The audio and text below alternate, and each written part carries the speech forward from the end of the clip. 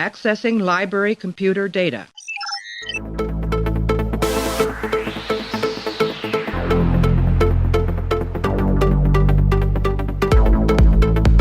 to make sure history never forgets the name Enterprise.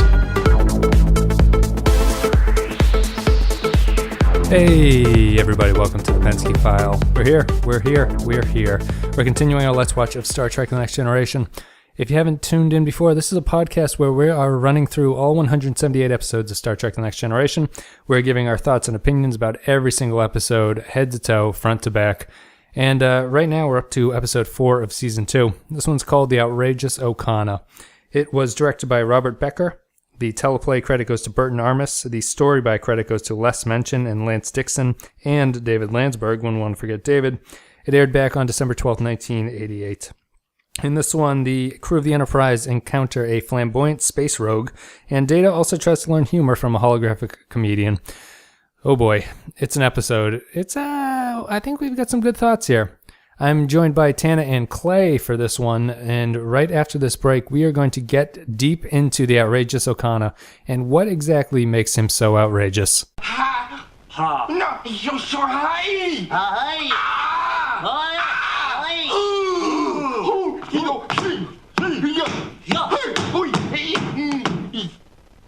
That is considered to be funny? Hey everybody, welcome back. Welcome back to the Outrageous Okona. I'm joined here today by Clay. Clay, how are you? I'm good. I have a giant mug of Earl Grey hot for this occasion here. Good. Doing Picard proud. And yeah, I always wondered if that was his brand or if he just liked it extra hot because the computer was an idiot or something. Yeah, it's the only tea to survive the Third World War or something. We're also joined by Tana Ford. Tana, how are you? I'm good. Good. Everyone's joining us via Skype, so guys, take that into appreciation. These audio files that listen to podcasts and drive me up a wall when they review it or something. Not mine in particular, but other ones are like, I heard a car driving by in the background, and it distracted me from listening. So, how are you guys this morning? I am doing well at this preposterously early time to be talking about Star Trek. Yes. I know, it's sort of a hilariously early time. Tan, are you East Coast?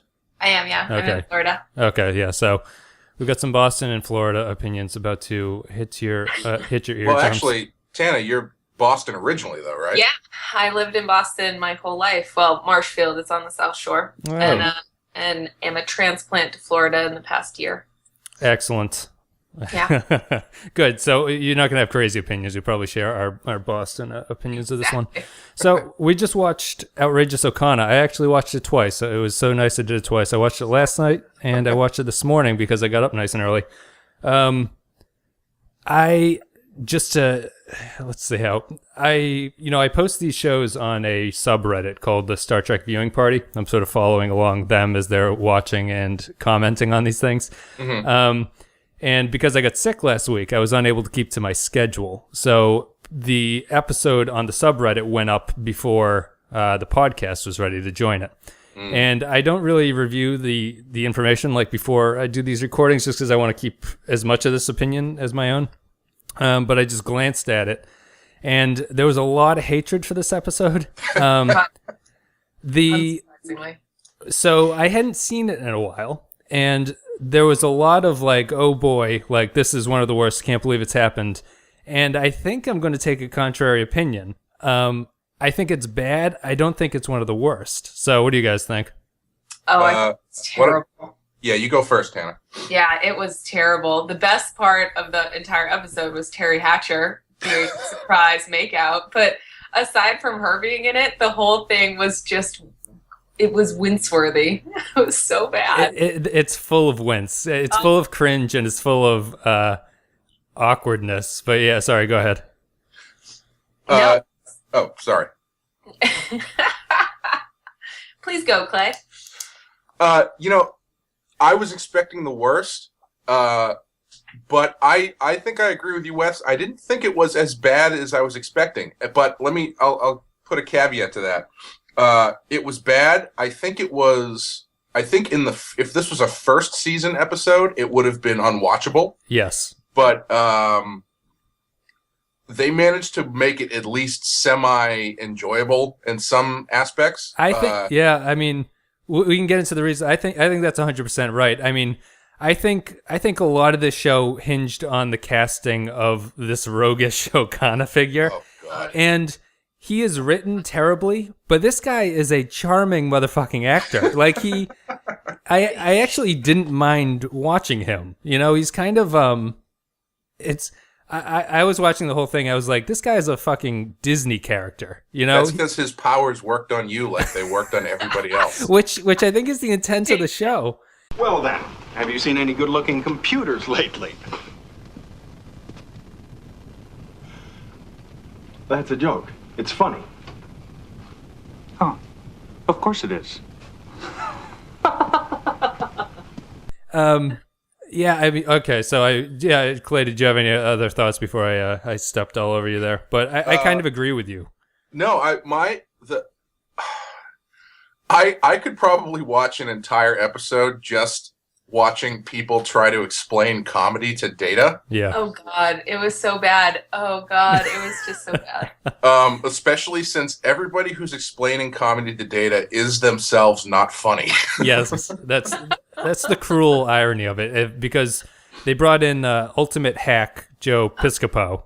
Oof. Oh God. And with his mullet, with his curly mullet. Yeah, oh God. his sort of painted on mullet. Well, his curly mullet in a tuxedo. What is happening? he does. I mean, let's be fair. He does the best Jerry Lewis impression I've ever seen. Only to be upstaged by Brent Spiner. I did do the movie thing. I put my hand over my eyes when they started stomping around pretending to be Jerry Lewis. It's probably the worst part of the episode. But I think the comedy stuff is far and away worse than the Okona stuff. In this one, it's truly horrible. You just love acid washed Han Solo. Yeah, basically. Yeah, with his weird long braid. It isn't even like a dude ponytail. It's a dude ponytail with a braid that also has some sort of like friendship bracelet woven through it. Yeah, that are also obviously like extensions. Like it's so clearly. Yeah. Me and my wife have been watching a lot of Friends episodes, and it's like, oh, this is the episode with the extensions are back. And this one, I think I've just grown to identify these things now. But his hair looks ridiculous just because it's obviously like a clip-on tie of hair just stuck to the back of his head. He actually looks like most bad comic book characters created in the early 90s. Yeah, he really does. His like, it's a very comic book thing. Like his belt is at an angle for no particular reason. Jaunty. Yeah, it's a very jaunty angle. And he's got giant shoulder pads that don't serve any purpose. Yep, his jeans are stonewashed, and they sort of like fucked him up a little bit more to not make it look as clearly store bought as they were. Oh God. I would like to mention my favorite thing about this episode. As we've been watching these through, what I've been doing is I tend to focus on Riker. Yes, and he was amazing in this episode. He doesn't really do anything. Yeah. But the way that he reacts and like looks at Okona is just awesome. Yep. Because clearly when this guy gets there, he's like, "Oh, I finally find a third for that three-way I wanted to have." This Okona's game is so powerful, even Riker doesn't challenge him. Even Riker. And doesn't Wes get like a little dude crush on him? Yeah. You can see the stars in his eyes. By the end of the episode, I was 100% sure that both Riker and Wesley totally wanted to blow this guy. Oh God, exactly. Oh man. Well, even Geordi, when he's fixing the thing, he is just Geordi is just smitten with this guy as he's fixing his, and he's like, oh, if I can't get any trilithium, whatever, I'm gonna, be in deep trouble. There's none around. Geordi's like, oh, don't worry, I'm gonna. Your ship's gonna break before the trilithium goes. He's like, is that because of the trilithium? Because of the way I drive my ship? And Geordi is fucking guffawing at this guy. Yes. Oh, and it would work if I know that you said earlier you think he's charming or swashbuckling or something, but he brings nothing to the table. Like this guy doesn't really have any kind of pull. It's just sort of everyone has agreed that he's awesome. Yes. And so this guy that is clearly not awesome is now being treated like a superstar by literally everyone. Yeah, and there's nothing to back it up. It's just pure comedy. It is. And he's also he also pushes the limit of being incredibly unhelpful to Picard, which does not become annoying to anybody. They're sort of like, oh, Okona. So let's start with we'll just sort of do a very light run through of what's going on here, and give our thoughts. But I wanted to start off with the fact that this is, in my opinion, the absolute worst title for Star Trek of an episode, The Outrageous Okona. And I only say that because I think outrageous is kind of one of those words that you only say it when you're being sort of sarcastic. Yeah. Like if like, Clay, if we were over like, if we went to our buddy Sean's annual condo retreat and he's like, guys, I brought a new friend named Bob. He's outrageous. Like, if you got introduced to somebody and they were like, this guy is outrageous, you'd be like, are you being sarcastic or are you just smitten with him to the point of no return? Or something you'd say when you already have a drink in your hand at a classy party or something. Oh, he's outrageous. This is outrageous. So it starts off with a truly, truly horrible title. And I wanted to... There's a little bit of trivia that I found fascinating. One of my favorite shows is Seinfeld. There are 2 characters in this episode who also appear on Seinfeld. Can you name them? Terry Hatcher. Terry Hatcher is one. Joe Piscopo? Nope. It's the son of the... Riker's boner? Right. which is cast so well.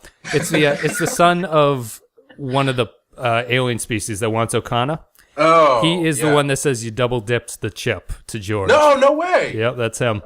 Oh, so not to jump ahead too quickly, but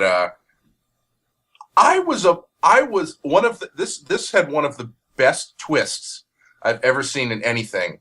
When you get to the end and you find out that Okona was not having sex with that guy. Yes.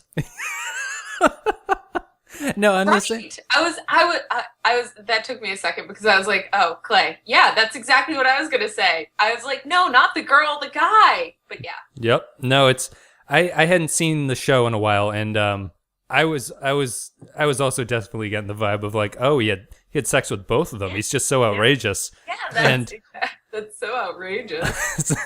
And it actually, it's not a great resolution, but. Like Clay, you were saying, if this was the first season, it would have ended. I don't even know how it would have ended, but it's like there's at least some kind of like maturity to the writing happening here, where the payoff is like okay. I'm not going to say this is paid off great, but it's like all right, like you kind of earned that, I guess. Like that's fine for the way that it is. Mm-hmm. It's just yeah. So I mean, to start at the start here. Let's go sort of in depth with Okona as a character. We've done that a little bit, but do you think he works or he doesn't? What's wrong with him if he doesn't work? Well, first we have to say what happened in the episode. Sure. So his swashbuckling ship breaks down, and he gets brought onto the Enterprise. They agree to fix his ship, and while he's on board, 2 different alien races show up. At the Enterprise, demanding that Okona be handed over to them. Yes. For justice for different reasons. One because he stole a valuable gem, and one because he got the president's daughter knocked up, or the space leader's daughter knocked up. Yeah. And so Picard is trying to figure out what to do with this guy who is there under sort of false pretenses or wasn't open with his history or something. And so that's the tension of the show. And they and Data learns how to laugh. Yeah. Oh God. I thought it was interesting that they made both species a complete non-threat to the Enterprise. Yeah. Yep. They're sort of just forced to deal with it like just because they're there. And there's no other reason. There's no because I think my major problem with this show is I think that the tone is wrong. And as I'm going through the season 2 episodes of the show, I think I really miss or underappreciated how weird season 2 is. And I think I give them credit for trying different things and maybe only half of it actually working. Yeah. But I mean, I think what's wrong in this show is that the tone is completely not what Star Trek should become. Yeah. It's funny you say that because I think I don't think I put my finger on that, but now that you're saying it, I think that's what I was thinking. Yeah. If that makes sense.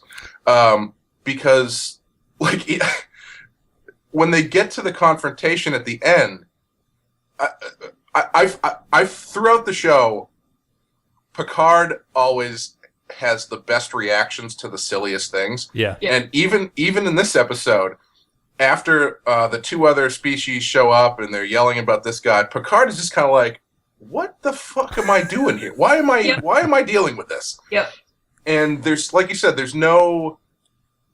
This episode, I hate using the term filler episode because it doesn't feel like a filler episode because it's got a lot of stuff in it. It does, and it's not like it's a bottle cheap episode, right? But it's like it's a very fluffy episode. Yes. There's not really much to it. Yes, and it's It doesn't fit the tone. There's like to go on with a tone when Okona boards the ship and he first talks to Data about what's funny. Mm-hmm. Did you guys notice the music cues? No. They were. It's probably the most. I don't usually get drawn into music in these shows, but I know when he and Data are having this back and forth, and Okona's like, "It's a joke. This is what's funny." And Data goes, "I'm an android. I don't laugh." And then it goes back to Okona, and he's like, "Well, you should learn to laugh." And it goes back to Data. They were cutting the music so that when Okona was speaking, it's very like uplifting, and when Data was speaking, it was sort of melancholy and sad. Really? And it was so whimsical and non-Star Trek-y that I was just like, this is what the show is supposed to be. So like, it's not supposed to be this. That's why I call him a Disney, because it was a very Disney kind of like music cue. Yeah. Well, aside from that, I loved how as soon as he gets on the ship, the very first thing he does is go and manhandle Terry Hatcher. Yeah, surrounded by the other, like everybody up to, but not including Picard, and they're just like, "Wow, yeah, dude's got game." We've all wanted to do that, but we should just let this new guy do it for no reason. Like, and it's so creepy, and nobody's like, "Dude, what the fuck? We just rescued you, and you're just gonna. This is what your behavior is going to be." Well, and throughout the entire episode, it's a joke about, "Oh, well, we can't find Okona because he's in some crew person's room." Yeah, he's in and their he's quarters. been in so many crew people's rooms. And I was like, who let this slut onto the Enterprise? Like, everyone is just waiting for this dude to come around? What is this? What's happening in this episode? Well, Picard's just like, "Lieutenant Worf, locate Commander or Captain Okona." And Worf's like, he's inside Lieutenant Shelby, and they're like, "The room?" He's like, "No." It's just like, and that's also kind of a weird thing. It's like, I think Worf has a bit too much power if he can just walk into rooms that are people's apartments. Oh, actually, I did notice the music. I noticed the music on that really tense hallway walking scene with Worf. Yeah. Yeah. Well, where he takes the turbo lift down, and then like they follow him as he walks down 2 full hallways. Yes. Oh God. You gotta It's fill a such little a time. problematic premise. But I mean, before the thing you talked about, Clay, before he lays the goes to Pound Town with Miss Terry Hatcher, he gets onto the transporter, or he beams over. Like you're saying, everyone's over there to greet him, and even Worf was smitten with him because I think Worf respected the game he was trying to pull of not giving all his weapons over at once. Because when he hands the knife over, Worf is like licking the blade of this knife that gets given to him, and it's like, wow, even Worf wants some. Oh, so this is so fraught. Not to jump around again, which is what we're gonna do. Jump around. the scene where Worf goes and gets him out of the woman's room. Yeah. Yep. They have like they have a confrontation that I couldn't quite exactly get what was going, like, because he gets in Worf's face, and Yes. Worf says something. I can't remember exactly what it says, but he says something as though Okona said something to him, like he responds even though nothing has been said. Yes. And He then says, I would love for you to try. Yeah, I said it. Yeah. oh, that's what. Okay, that makes And more it's- sense. Yeah, but it's like, it's still super homoerotic. Like, he's in his face, they're nose to nose, and growling. Worf is like, I would love for you to try. It's like, you tried. I'll happening? fucking But where I bend you over come there. from, we do this without shirts. Squeeze my nipples. And it's. Like, they just let this guy. I thought that was the. Security. I thought that was the one badly written Okona scene, because I don't think there's any reason why this guy would try to fight Worf. It seems like he would try to charm him, or Well, sorry, I didn't mean to cut you off. no. It's just I felt that was out of place because I don't feel like he doesn't really, if you want to get nerdy, he doesn't really stand a chance. But it's also it hasn't been in his character to fight people. So Right. I don't know why he's starting to, he wants to go at it with Worf. I don't think so. I think he comes across as the swashbuckling rogue, this sort of bravado. And so I think it totally fits his character that he would step up to somebody that clearly he doesn't have a chance against, because that's his whole MO. His little ship can't go that fast, but he can make it go fast. These two warring factions obviously are going to capture him, but he'll get away. Yep. Worf could destroy him, but don't worry. He'll stand up to Worf. He's hidden more knives. Like, that's his... It's totally in his character, to my mind. I feel like that confrontation was like the most non-committal stepping up to Worf I've ever seen. Because like I said, he just sort of like I didn't even feel like there was a lot of tension there. It's like he just kind of gets in his way, and there was no rolling of the sleeves kind of thing. Right? Yeah. And Worf was just like, no, I will fucking kill you right now. He has orders. Super problematic for me throughout this entire episode is that none of the ladies say anything, seem to have any of their own like personalities. Like, he's just in one woman's room and she's totally interchangeable. When he's kissing Terry Hatcher, it's the same stand-up weird like face-to-face kissing that is happening when Worf walks in when he goes to get him later. Yeah. And it's just sort of like, I don't know, the messaging is so wrong in this episode. I think it's a credit to Terry Hatcher as an actress, like, just because, That's the first time that's ever been said.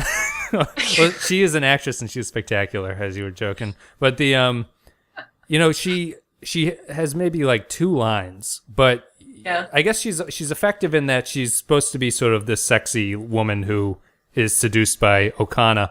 Yeah. And when he meets her in the apartment, it's actually like, oh, this is actually kind of, as PG erotic as Star Trek is ever going to get. Right. The second woman definitely had a I've recently been roofied vibe about her, and I think it's because she did. Like, there was nothing there, and it's so this episode. I think you hit it on the head the first a minute ago, Tana, where the women have nothing to say. They say nothing. They are just all there to be. They're set dressing. Yes. They're just props to prove the, I don't know, swashbuckling madness of this dude that came on the Enterprise to bone everyone. Like, Okay. it's just... Here's something interesting. Would this be a better episode if you remove Terry Hatcher and you remove the other girl, and this guy just bones his way through the regular cast?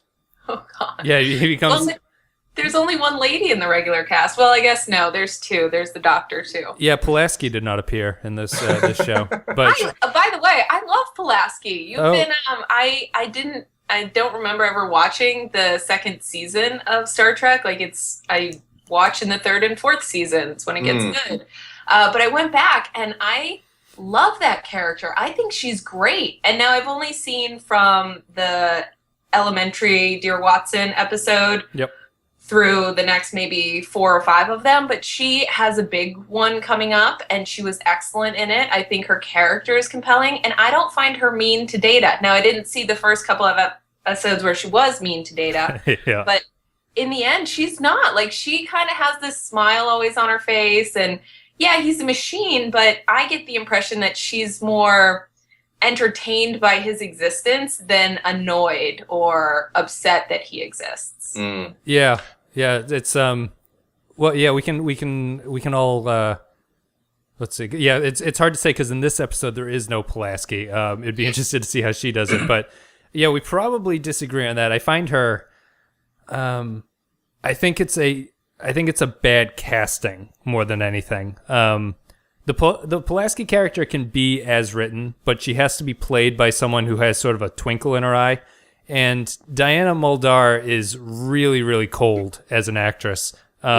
She'd be great as sort of like the detective chief on Law and Order or something. Yeah. But she's not great as especially as a doctor, where you're supposed to have a bedside manner and be sort of, and I'm not saying that, like, Crusher is also a pretty much of a zero in terms of a character. Yeah. But just to I mean, we can all come back for a actual Pulaski heavy episode. But what did we get? Oh, just because Clay was saying that he could bone his way through the command and eventually take over as number one. Yeah. Yeah. Like I was just thinking, like you were saying, Tana, the women that he sleeps with are so inconsequential. Yeah. But excuse me. Sorry. Peeking. God bless you. But clearly he has this, whether it's just a charming magnetism or he has some sort of like erotic power. Yeah.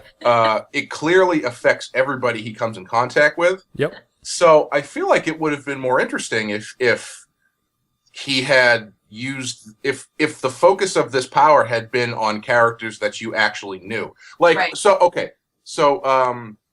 remember the episode from the first season where Data and Tasha Yar have sex? Yes. Oh, do I? Like, I feel like it could have that same kind of effect on people, but it would actually matter. Like, it would work this time because you've had a season and 5 or 6 episodes to get to know the characters. Yeah. So to see them kind of flustered and acting out of the way they normally act, I think would feel a little bit more interesting. It would. I mean, that kind of goes into when you think about it, it's really strange that Okona he's a good guy throughout this entire show. Mm-hmm. There's nothing. Even is like, the reasons that they want him aren't true, because he was ultimately just helping people.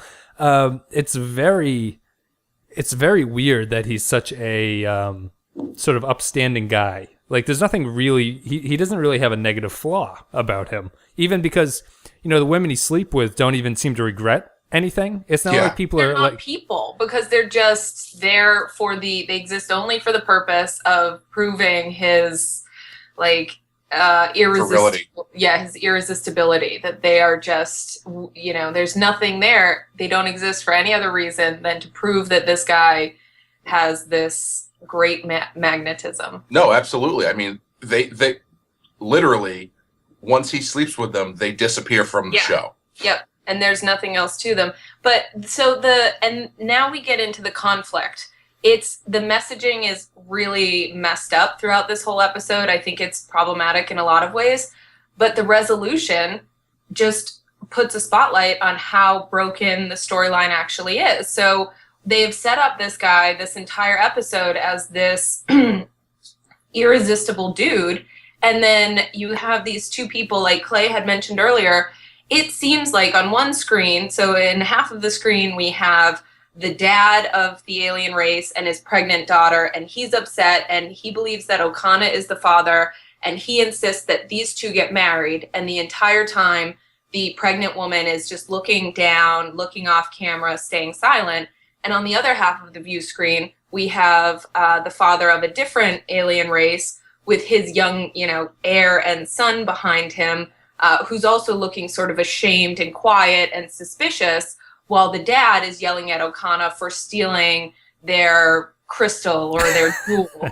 Yeah, he stole the jewel. And so you have both of these younger kids who are looking suspicious and awfully guilty and staying quiet behind their dads who are screaming at Okona for, resolution. Yep. And I got the sense, the same as you, Clay, that what was going to happen was going to be that Okona, with his mastery and coxmanship, had not only impregnated this woman, but also was sleeping with this dude. And for 1 second, I was like, oh my God, I can't believe this is going to be in Star Trek. This is great. And it turns out that the young man and the pregnant woman are in love. They're Romeo and Juliet from different factions. And they had been using Okona to smuggle them to each other. And he had nothing to do. He'd never slept with either of them.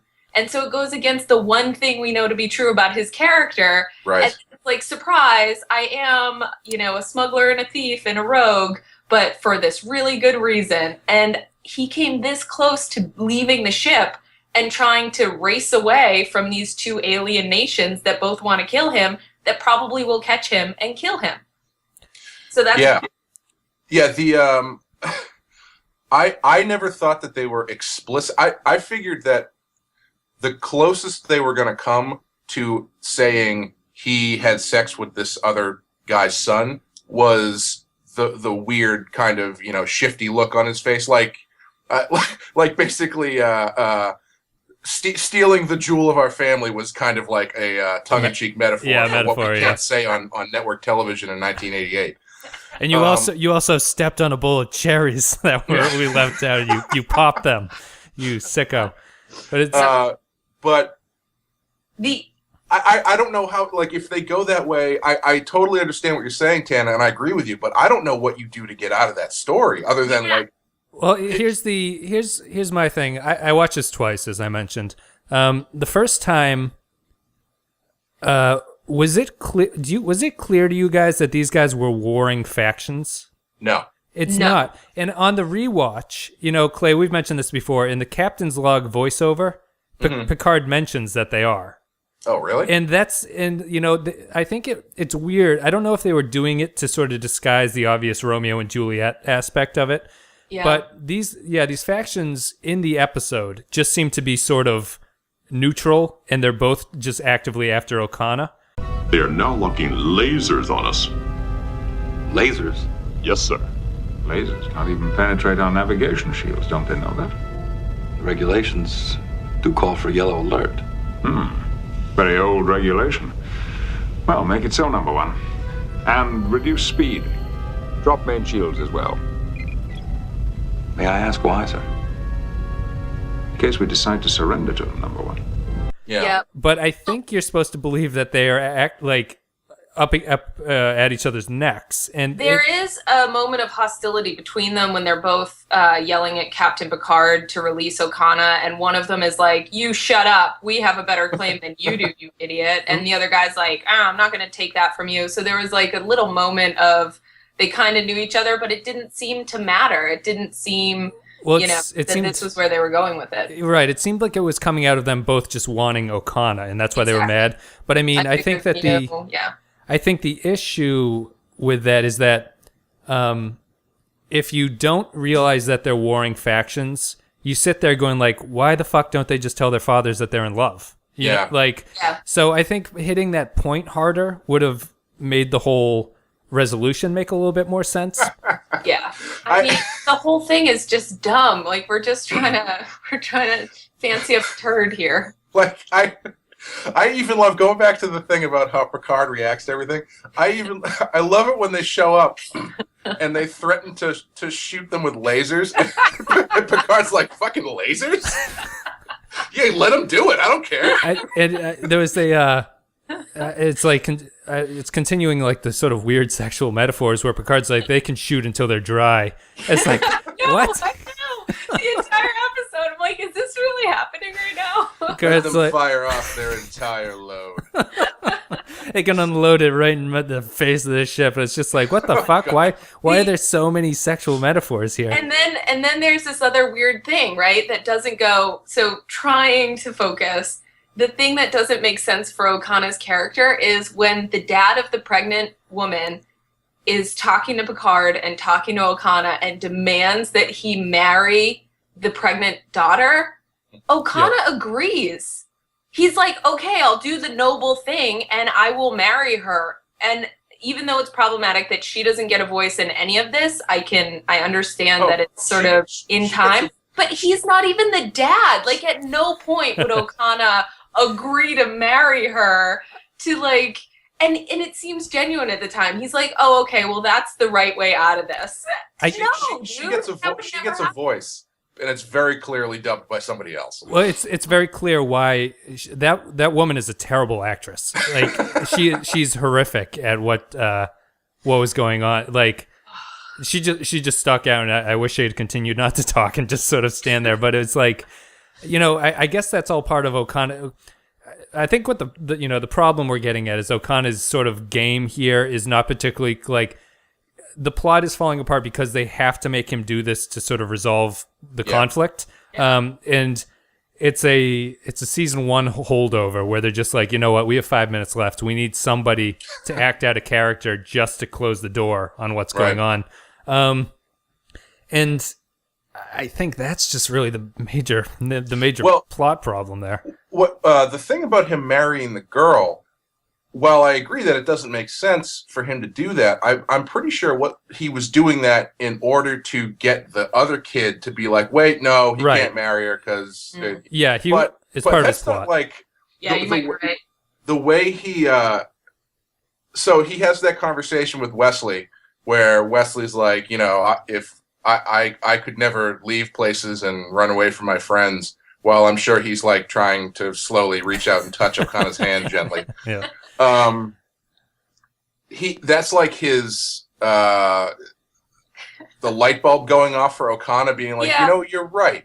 I do have a plan to get like. Yeah. It's a Wesley saves the day, Deus Ex Machina. Yeah, but it's so stupid. It is. It's so stupid. That's how you could wrap up this whole episode. It's so stupid. Well, that's what the review is. That's the hand of the writer, because early on in another funny scene, I love how when Wesley's talking to Riker about him, and Riker seems to know this guy's fucking life story for no reason, where he's like, he's just a rogue. That's what he does. He made it. Yeah, because he's a mirror for Riker to look into. That's why. He is. And Riker and Wesley have that weird, also sexual metaphor. He's like, one day you're going to have to choose a path.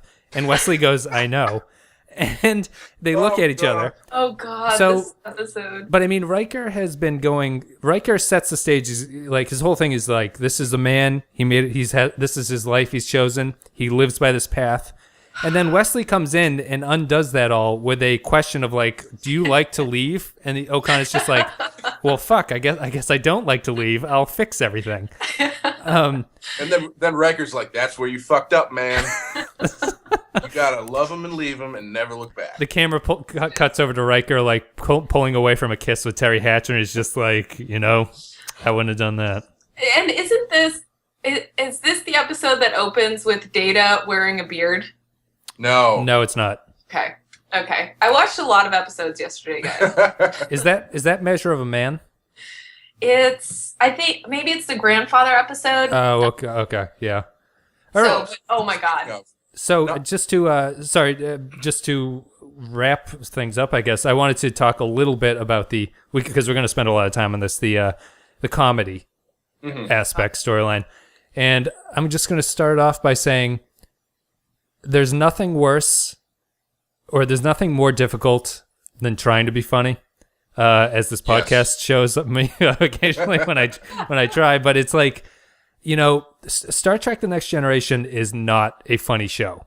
The biggest laughs you usually get are sort of lines that are written straight, and the actor sort of puts a little bit of a twist on them. Right. It happens a lot with Worf. Just because his lines they're not laugh out loud funny, they're not even like chuckle funny, but they're just sort of like, yeah, that's cute, whatever. This show actively tries to be funny, and it nosedives right from the get-go.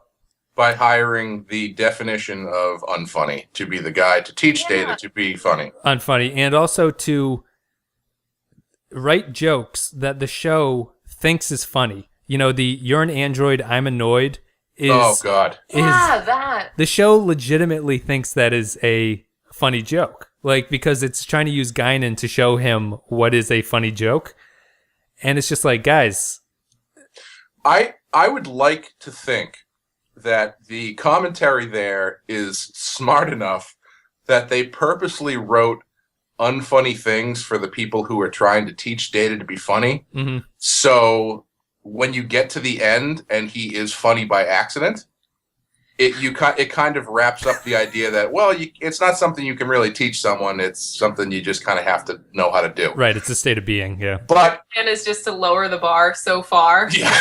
They be considered funny. But I doubt that was the intent. I do not understand. You don't know what a joke is? Of course I do. It is a witticism, a gag, a bon mot, a fluctuation of words concluding with a trick ending. That's the dictionary meaning. I'm talking about humor, fun. Do you know what funny is? I think that if you were writing this episode, that's the way you have to go, is to be like, this is too difficult a concept to get across. But instead, it's also, you know, it's sort of a fascinating commentary on stand-up in the 80s, you know, because stand-up in the 80s is when it's classically considered that stand-up had hit its bubble point, and it's sort of like people like Piscopo were becoming national headliners. Right. And, you know, it's sort of a weird commentary to be like, because what they're saying at the end is anyone can go up and the audience will laugh at them. You know, the holodeck audience is just going to laugh at no matter what Data does. Yeah. I thought it was just sort of a fascinating take on, like, the state of stand-up. I don't know if that's intentional, but it's the way, like, I sort of read into it. You know what they should have done is they should have had Data go on stage and start smashing watermelons with a giant hammer. They should have. Oh God. Could you imagine, like, Jerry Seinfeld being the comic? And Well, that's the thing. Like, they, excuse me, with the, so it's tough to look at this, or I should say it's interesting to look at this through a 20-something year lens, because is the casting of Joe Piscopo, who at the time, this was at 1987, so he had been off of SNL for a couple years at this point, but he was still doing movies and stuff. But he was not like, as far as I know, he was pretty much already a has-been at that point. Yes. I apologize to Joe Piscopo fans everywhere, and to him, he himself, should he be listening to this. Absolutely. I'm sure. But him and Okona are sitting together listening to this podcast, making out. But like, was his celebrity still high enough that seemed like a get for that character? Yes. Or was that literally the best that they could do because they had no money to cast them? You know what I mean? Like, I don't know. It's a really odd choice. Well, that also, I mean, we forget it now, but Whoopi Goldberg is a stand-up comedian at this point. Right. You know? Yeah. I thought she did great in the episode. I thought her like, the writing smile with Data when they're walking down the hall and that terrible android joke. I thought she did her job just fine. No, she's excellent. The writing let her down. And Whoopi Goldberg is always excellent as Guinan. This is your first Guinan episode, isn't it? It is, yes. So we'll talk about that in a second. But it's just, you know, Whoopi Goldberg is a... Oh, and I also wanted to let you guys know that the Piscopo lines and jokes were improvised. Oh, so that is Piscopo comedy. I think maybe the Star Trek writers might have been better off suited. He was super sweating. Like he did. I don't know if you guys caught this when you were watching, but he's so hot. Like his face is dripping sweat when he's talking to Data and Guinan. Well, it's because Okona was standing in the background. Oh my God! And I'm just exactly. No, he was super sweaty. The vaguely offensive, mentally handicapped Jerry Lewis bit was appalling. Oh God! He showed up with that on the day. They were like, if you just want to do some stuff, and he's like, oh, I get something that's gonna kill. Wait, do you guys have a tuxedo for me to put on for my comedy show? I have this pair of fake teeth. I need to fluff my wallet. At the table read, the director's just like, so that's what you're gonna do, huh? That's it. Oh, I guarantee you.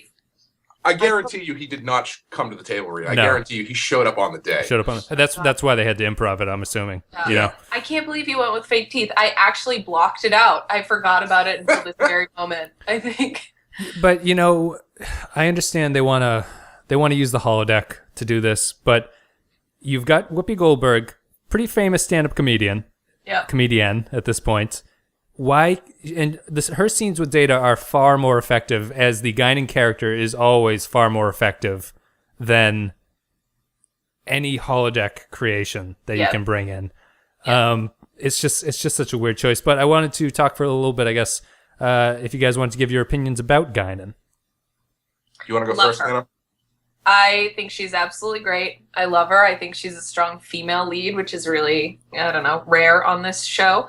And I don't know. I thought that she did a great job when she was walking through the hallways and talking to Data.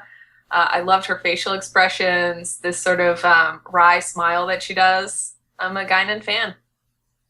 Yeah, I agree. I thought she was great. You know, to be honest, I think this is the first time I went through and I watched the majority of these episodes a couple of years ago, but as I usually put them on while I'm working, I don't pay a lot of attention to them. Yep. Yeah. And this is, I think, the first time I really watched an episode with her in it.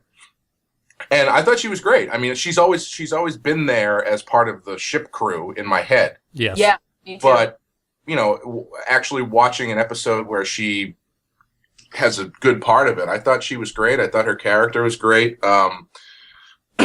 She fills an interesting role on the show because I feel like she does, maybe this is reaching, but I feel like she does what Deanna Troi should do. That's exactly the problem with it. Yeah. And she's a much better actress than Marina Sirtis is. The character's written better. And, you know, because they,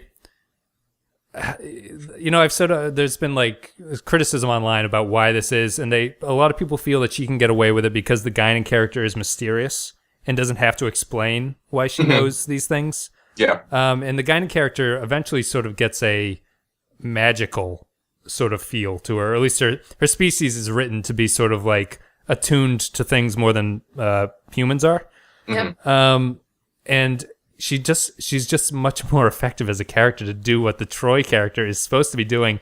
And my wife was getting ready to go to the gym as I was watching this episode this morning, and she came in the scene where the two aliens are talking to Picard about Okona, and they came in, and one of them was yelling at Picard through the view screen, and Amy came in, and she's like, "Oh, is Troi going to say something?" She walked out of the room. Picard immediately turned to Troi, and she goes, "Captain, he's angry, and it's legitimate." And it's just like, God. I was like, you gotta be kidding me. Come on. She is the most underutilized character of the entire show. Yeah, she is. You know how, so if I could fix this episode, I would have the end of the episode be Okona and Troi run off together, and Tasha Yar magically comes back to life. They fall into a time warp, and Tasha's back. Although I'm kind of shocked by how quickly Worf fell into the security chief role. Like he plays it the way he would play it for the rest of the season. Yeah, he's good. Yeah.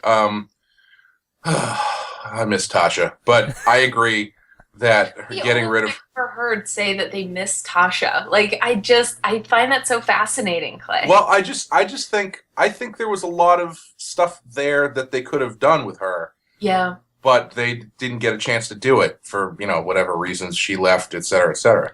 Yeah. If they had introduced Yar in the second season like they had Guinan, probably would have been a better better introduction. But yeah, no, I think Worf, you know, they clicked him. Just to finish what I was going to say before, as much as I liked her potential, I agree that taking her away seemed to magically click everything into place. I don't know why. It did. Yeah, it was just too many cooks. In the sense of actors that you have to give. You know, when you have 10 actors and you only have 5 lines, everyone's just, you know, someone's going to give a stupid line of like, "I think it's time to go." Well, see, it's interesting because like there aren't any fewer actors on the show because Tasha's gone, but Whoopi Goldberg is there now. It's true. Yeah. So if, you know, theoretically, if you had just moved Troy off the bridge into a less front and center role, or you know, you could have made it work.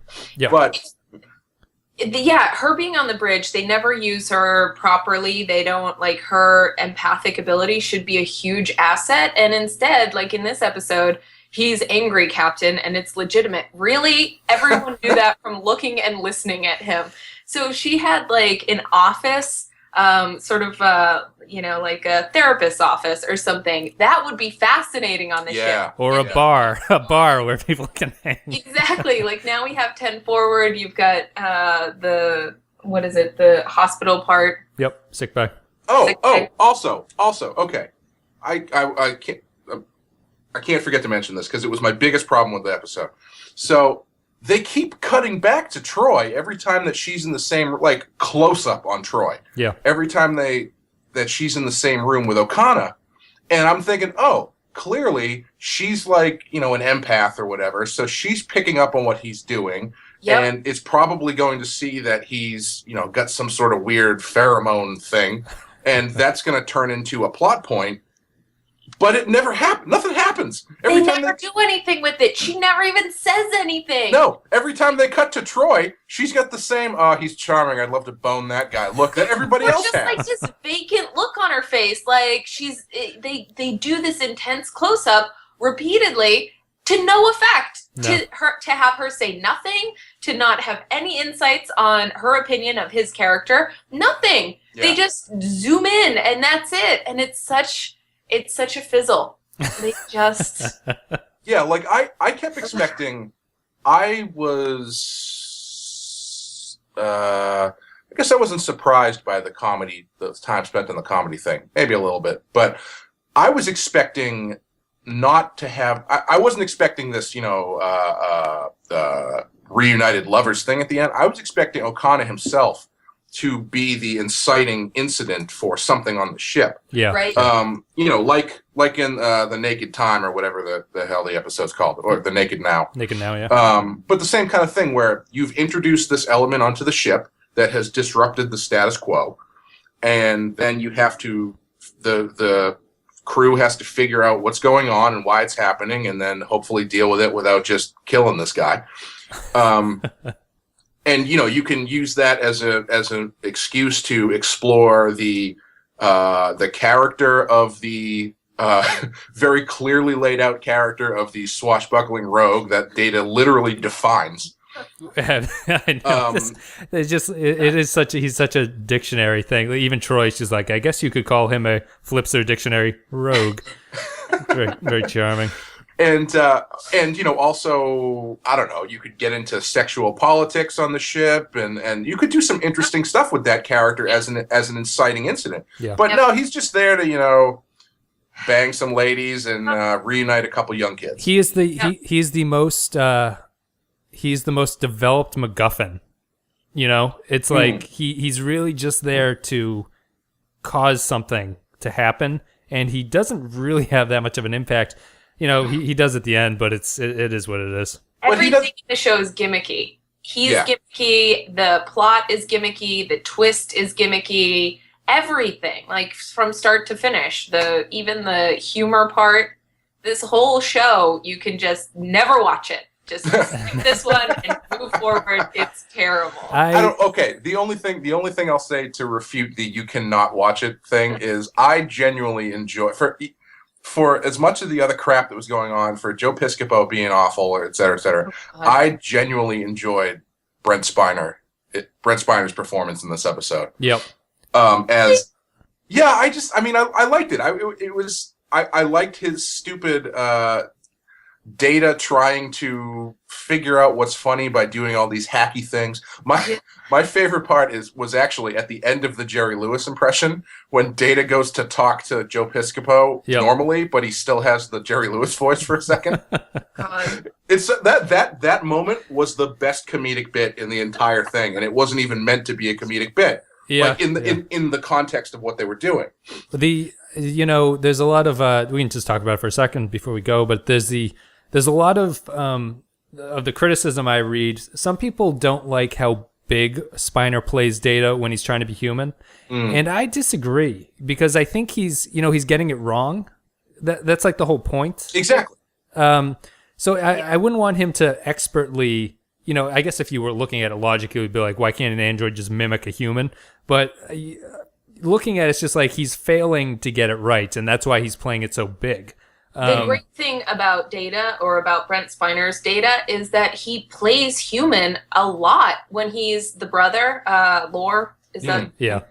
When he's playing Lore, when, in a couple episodes, there's a grandfather episode and he has human traits, then Brent does a really great job of having a character who is Data and then having Data try to be human, because we know that Brent Spiner can play Data as a human convincingly. Yep. He's Lore. He's, taken over. Data is taken over by things in other episodes. And so we see Data being natural, or, moving in a human way, or, smirking. And so when he does, like in this episode, Data pretending to or trying to be human, it feels mechanical. And that's authentic to the character. I think Brent does a great job of that. Yeah, I mean, just to see, I think Spiner is probably the second best actor on the show. Yeah. But to I really, see Riker is first. Yeah. No, Riker's leg is first. The thing about Spiner is that to appreciate how good he is, you have to see him in anything else, or watch his natural sort of persona. Yeah. He is so high energy. That him playing Data, you're actually like, wow, he's really pulling himself back, to play this guy. And I think it's excellent. So let's wrap it up here with some sort of final thoughts. You guys had started off. I just wanted to add, I agree this episode is bad. It's flawed. I do enjoy it on some kind of level in a way that I don't enjoy episodes like The Neutral Zone and stuff from season 1. At least the show's trying something here. Right. It's not working, but they're not just doing a 1960s TV script with, 1960s sort of tropes behind it. Mm-hmm. I have to give it credit. It's not as bad as The Child was, which was the season premiere for this Terrible. one, which is offensive in some ways. God. But yeah, I give this one's going to get a 2 out of 5 for me. I was hesitating. I was going to say 1.5. I'm going to stick with a 2.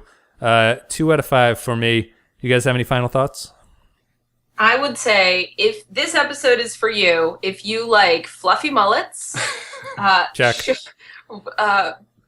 Rampantly chauvinistic behavior, Double check. and things that don't ever make sense. My in a life, plot, check. This is the one for you.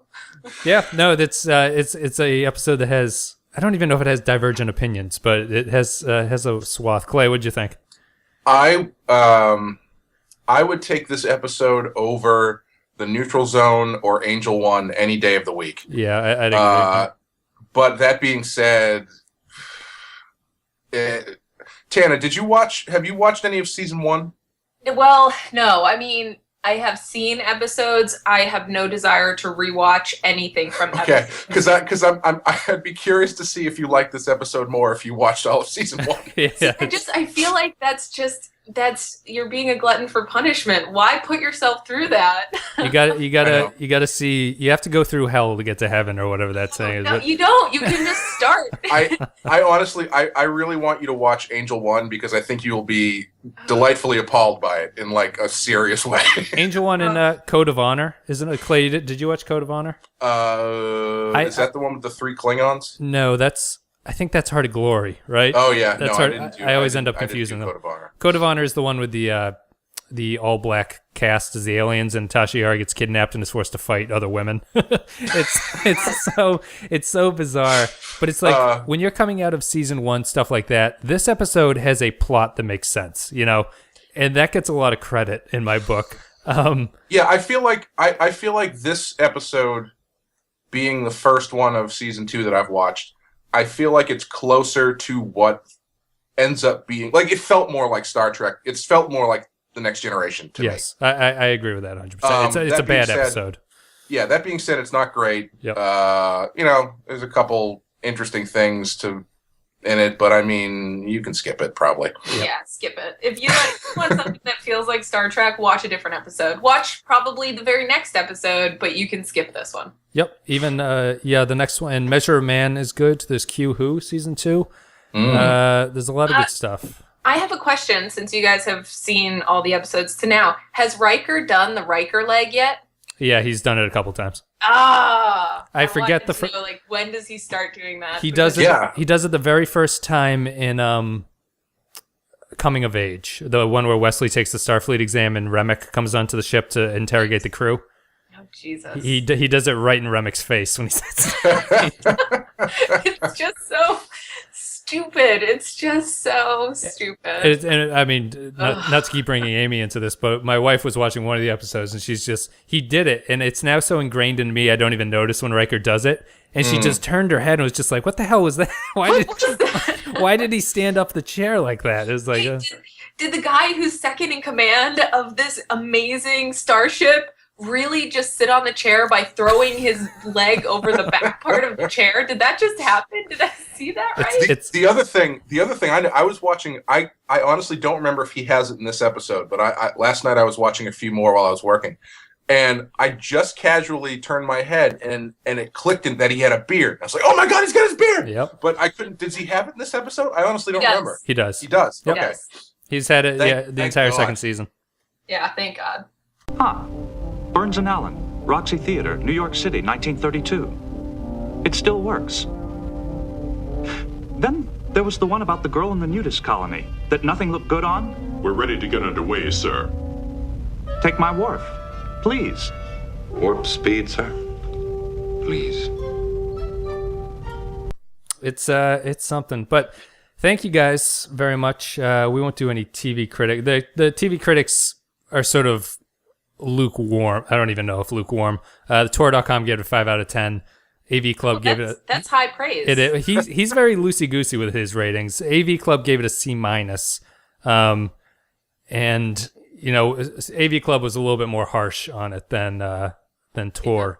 But yeah, it's generally regarded not very good.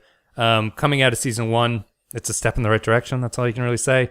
So thank you guys very much for joining me talking about this one. Thanks for having me on, guys. Absolutely. We'll do it again in the future, sometime soon. In the very, very imperfect future.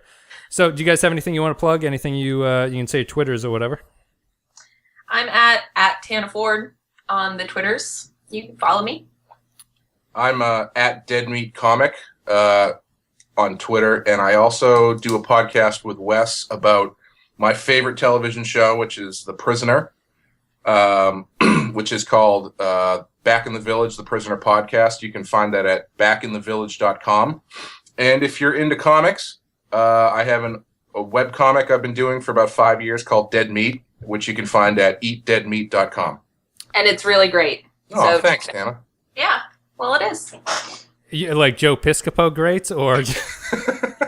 But you guys also had a Cafe Racer come out or something, didn't it? Yep. That's right. Yep. Yeah. So that's how we met. Well, that's sort of how we got to become besties. There you go. I'll put a link up to that. You guys can buy it. I think it went on sale at online comic stores near you. Yes. So thank you guys very much again, and I'll be back with what the hell comes after this. Loud as a Whisper, right? I think that's what it's called. Yeah, I think so. Okay. Loud as a Whisper, next episode. So we will see you later. Thanks. Thank you.